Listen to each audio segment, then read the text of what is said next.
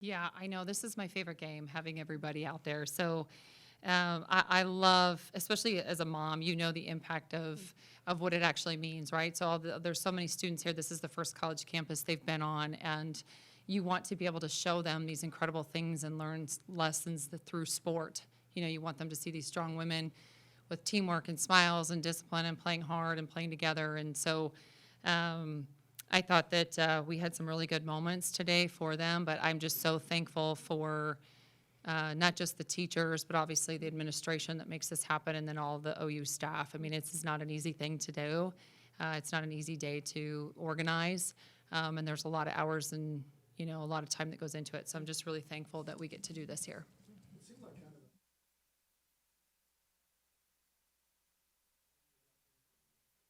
Well, we didn't shoot the ball well, especially in the second half, but I thought offensively, I thought we just did some really good things in the first half. I thought we got some really good movement. We got some good looks. And we did. We got a little stagnant in the second half, and that's, sometimes that happens in the game. So I really think North Alabama is good. I think they run, a unique style that really tested us, and obviously there were moments of frustration on our end that, we've got to be able to work through.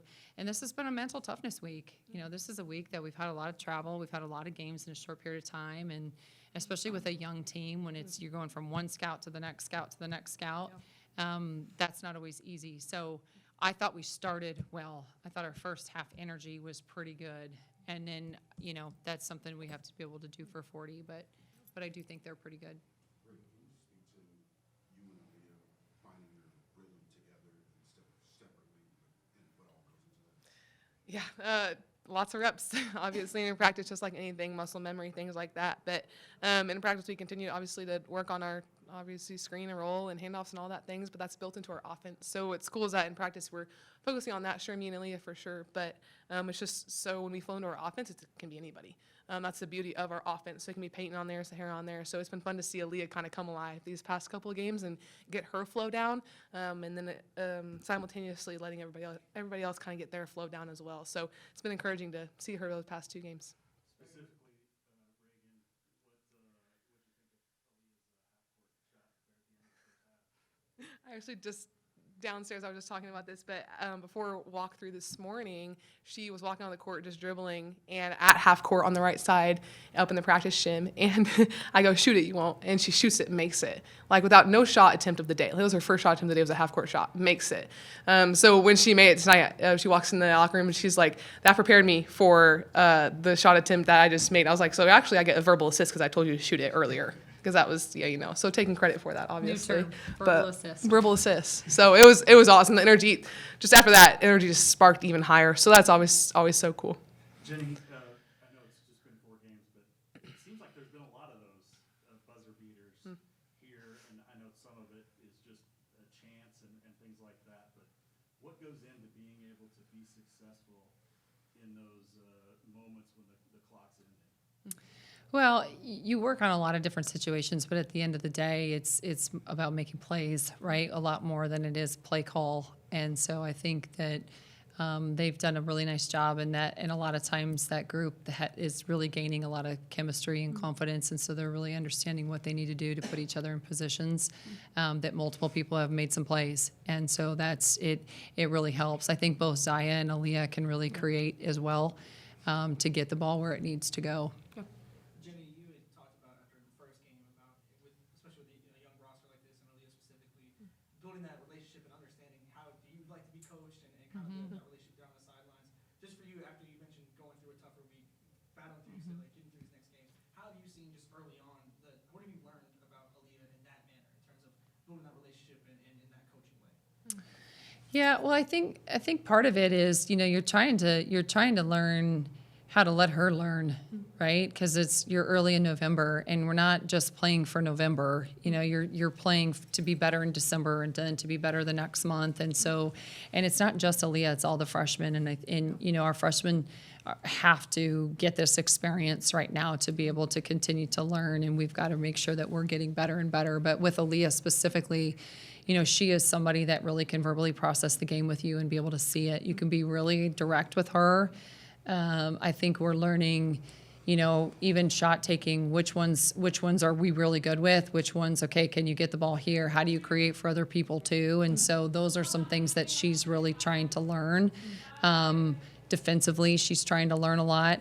What I was really impressed with, after we played UCLA, she didn't feel good. She didn't feel good about it, and she was emotional about it. And she's, and competitors, when things don't go well, you can fail, but you're not a failure. And so you grind, and she will grind. And that's what she's done in these first, we've only had 2 weeks of the season, and she's already, wants to learn, wants to watch film, wants to get in the gym, is craving that.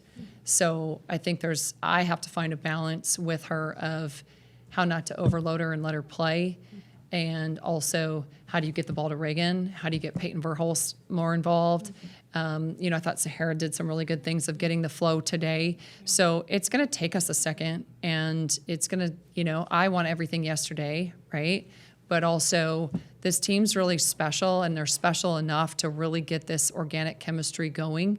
And once we do, and once we get a little bit more experience, I'm really excited to see our potential. You might have just answered it there, Jennie, but just talk about the importance of games like this for developing her position as 3 freshmen and sophomore in the game, particularly in the first half. Right.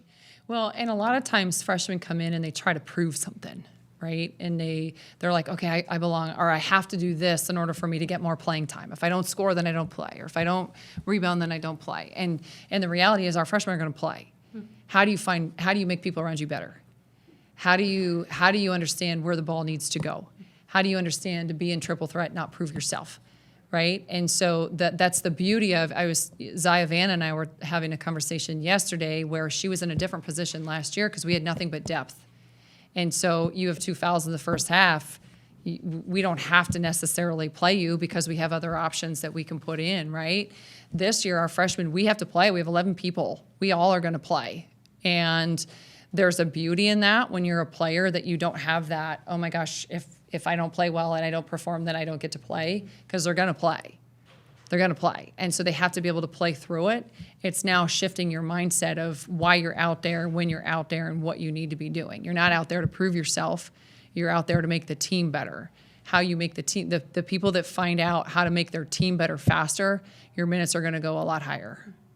And with that, how equally as important is it to have someone like Raegan and Sahara on the floor with those ladies? Well, I think it is. It's really important. And this is where I think it stretches our leadership, right? Because again, Raegan's had to be a lot more assertive than she's ever had to be, right? Because there's not a ton of play calling. There are some play calls, but especially early on in conference or in the non-conference season, she's got 4 people on her a lot of times, or at least 2. So how do we get her the ball without just having it above her head and just throwing it out of bounds or putting her in tough positions? And so these are great basketball learning IQ things where we can position ourselves. And we're not there yet. We're throwing it out of bounds, or we're leading her into some things.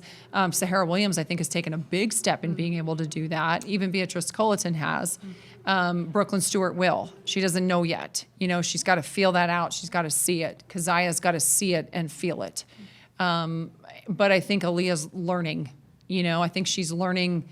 Even the other day, she threw a lob pass in the game that went right out of bounds. That was really a challenging pass. Today she didn't do that. She was trying to get it to the next person to be able to get the right angle. So that was probably too much in the weeds for you, but it's one that they have to learn each other, and they have to learn the game. And that's the beautiful part of how we play and why we play and what we want to do. But Sahara and Raegan have to be more assertive. Raegan, what's that process been like for you? Constant repetition from Jennie, honestly, saying be more assertive. And then honestly, Sahara and Peyton being like, we need to give you the ball, so be assertive. So when you hear, obviously when you hear from a coach, it's like, okay, I got to do it. When you hear from your teammates and they're like, you have to do it in order for us to win, it hits you a little different.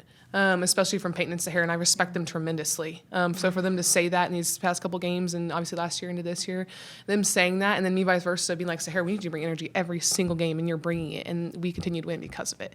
So when you hear that from your teammates, that like gives you a little extra spike of confidence that is different than when you hear it from a coach. It's different. And so to have people like Peyton and Sahara that are constantly saying, I'm throwing you the ball, so catch it and score, it makes my life a lot easier. And then now on the flip side, I'm like, okay, how can I best position myself to make it easier for the passer?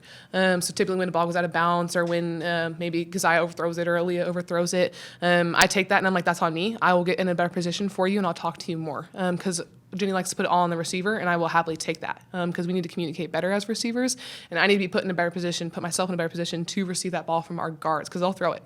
We got plenty of guards who will throw it. And so we got to continue, obviously, work on that chemistry. But it's been really, really fun to work through that with all of the freshmen, and obviously Sahara and Peyton working through that with them. And Beatrice, I think, agree, it just has done a phenomenal job of getting to that high post and getting it inside and posting up herself at times. Raegan, are you a much more patient player? It looks like to me you are. You get a foul call against you early, and I thought all you were trying to do is get out of the lane, but they're not very big, and they were just kind of scooping all around you, and so it seemed like if you stayed poised, Jennie even put you on the bench for a couple of minutes, you came back in. Are you a much more patient player, Matt, than you were early? Yeah, I got taught very young that I'm not allowed to talk to refs. My mother benched me in a game when I was very, very little, and like, you're not going back in, and you're going to apologize to the ref, and you're not going to play if you're going to yell at the refs. So I learned that young, that refs, that's not my job. That can be Jennie's job to yell at them about stuff like that. So I'm not going to worry about that. So, but it is a little harder, obviously, to get in position when they are a little shorter. It's honestly easier, I feel like, to post up against a bigger person sometimes easier for a little. But again, when Sahara is telling me to do that, or when Sahara's doing it herself and setting that great example, when Peyton's getting down there and cutting and posting up, going to pat head, I mean, when we have movement like that, it's a lot easier to be patient because everyone else is moving around you. So I think I'm a patient player at times. Sometimes I go too fast, like what happened the first couple minutes, and I bricked off the backboard. But I can be a lot more patient because I got a bunch of people around me moving simultaneously as I have the ball. So that's a lot easier to be patient when I have people all around me. Raegan, on a bit more of an unserious note, Yeah. you probably had the best reaction to the 6-7 on the sideline. Yeah. What was the dialogue going on the bench? I saw you going up and down trying to get the coach involved. Well, What's the whole break? I need the whole breakdown of what the bench was going into that. Yeah, so first of all, Jennie was like, I guess we got to get a free throw. So you see like Peyton kind of like trying to get a foul, and then Zaya obviously gets the foul and whatever. And so we all stand up, obviously. And then I'm looking at Shannon. I'm like, Shannon, get up, 6'7", 6'7". So we were just trying to obviously get him up. And I think the coaches, majority of them were up and doing it too. I didn't look, but we got just so excited to do that. And we knew the kids were going to get excited about that. But that's the joy of this game. That's why I love this game. I know a lot of us love this game here. Just to have that energy in the building and obviously lean into what is trending at the moment, which is 6'7", whatever that means. And so it was so much fun to have that moment and just let the kids enjoy it. Jennie, you heard that a lot in your house? Yep, I do. I did not do it because I'm like, yep, I knew it. But I'm like, got to give the people what they want sometimes. Players like typically, when they play in a fast-paced offense, turn the ball over, especially those young players. She's not. Well, don't be jinxing us. We turn it over enough. Or some wood. Keeping the turnover flow, she's keeping the turnover flow. What have you seen from her to be able to do that at such a young age, and how much does that help your team in this fast-paced offense? Yeah, and quite honestly, I think that we can move the ball even faster, to be honest, and still keep the turnovers down. I think a lot of it is we put it on the receivers, but I do think her and Zaya Van have done a really nice job of being able to get us going. I also think Raegan said, I know this is kind of not what people would think, but we have more risky passers than we've had, which means our receivers are better. You know, in the past, we've had Peyton that will pass it. And so, like, you got to be ready when Peyton has it, but not necessarily everybody else. And so we hesitated a lot. Now we're not hesitating, so our receivers better go. And you can see when our receivers hesitate, and we have turned that over. And that's something that we've just got to be better at. But I think that's probably a big reason for that. So I'm hoping, you know, she'll continue to be able to read that, and she's managing the game better. She doesn't know how to do that yet. You know, she has a good presence. She's, you know, understanding those things, but she'll continue to get us in our offense. But, yeah, of course, it's important for her to keep those turnovers down. Jennie, what did you think about the Kaya's defensive performance? I thought Kaya was really good today, and honestly, it was really too bad she didn't finish that one because I thought at the rim because I thought that one was really good for her to be able to take it, and that could have given her some just really good confidence. But no, I like her energy. I like her willingness to want to learn. I like her presence right now, and again that. The offensive movement and the flow, that stuff's going to come as time goes, but she knows that we need her to play defense. And I thought she came out today to be able to learn, and obviously she got some big steals because of it. Anything else, guys? Awesome. Thank you, everybody. Appreciate you all. Boomer.